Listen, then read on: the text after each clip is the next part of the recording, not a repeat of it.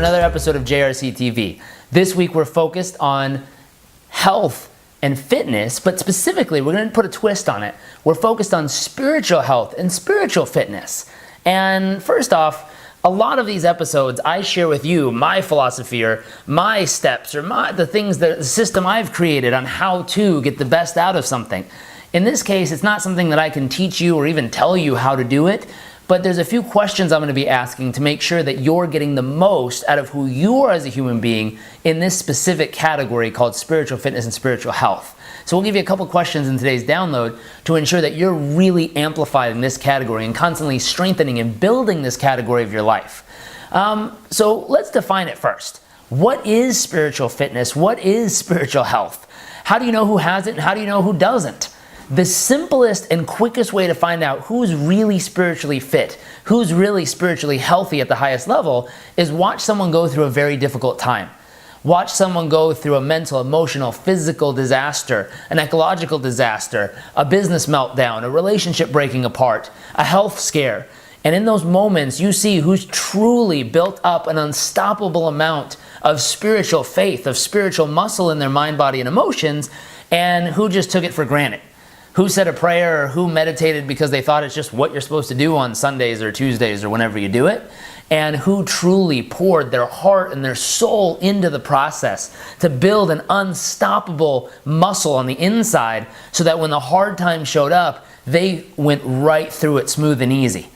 And a few examples. I don't know if you've ever seen someone who's been told, hey, you have so many days to live, or hey, you've got a disease or a challenge in your health, mind, body, emotions, business, whatever. And some people are like, oh my God! And it looks like the whole world's coming down on them.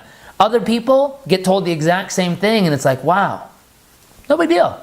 I'll make it through this just like I made through everything else. And if I'm not meant to, it's part of the journey.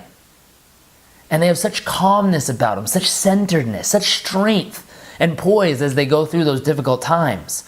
Where does that come from? It comes from their rituals and their practices, the things they do daily to cultivate that spirit from within. So to keep today's episode kind of short and succinct, here's what we're going to do. Number one, I'm going to ask you to define in today's worksheet, the download right below this video on the blog, I'm going to ask you to define what is spiritual fitness or spiritual health to you. How do you define it? How would you define a level 0, meaning you don't have it at all, a level 5, meaning you kind of have it, and a level 10? How would you define those different levels of spiritual fitness? You're aiming for a 10 and a 0 is what you don't want. How would you define each of those to know where you're at personally?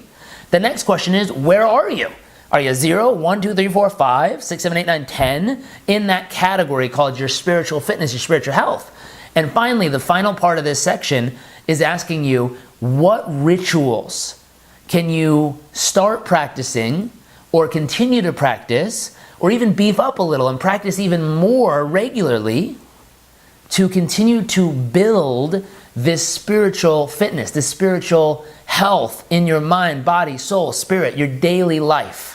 How can you strengthen that? So if and when hard times do come, you've practiced this for so long, you're so ready for it, that you'll cruise right through it.